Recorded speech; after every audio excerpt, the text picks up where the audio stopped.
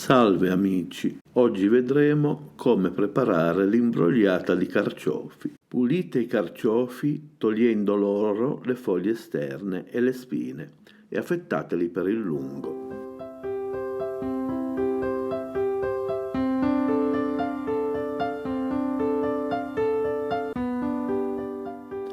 Scaldate un po' d'olio in un padellino e cuocetevi i carciofi con un pizzico di sale.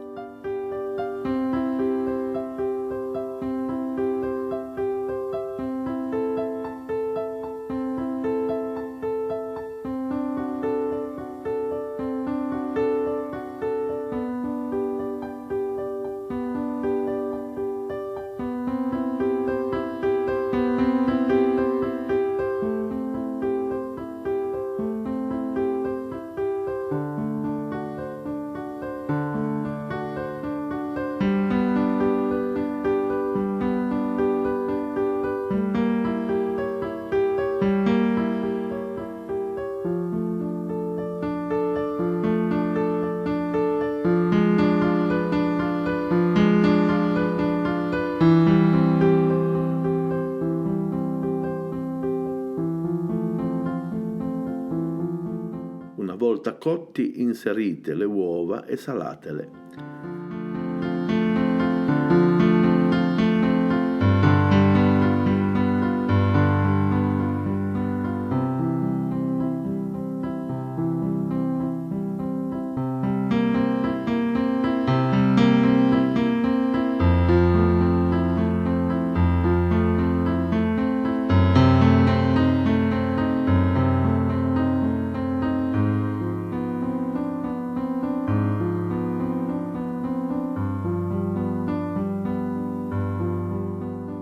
Fate rapprendere un pochino il bianco.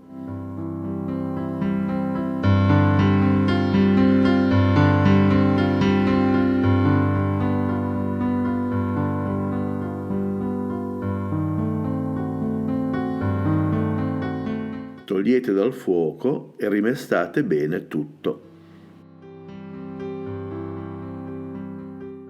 Fate attenzione che le uova non rapprendano del tutto, ma dovrà risultare una bella imbrogliata molle e non asciutta.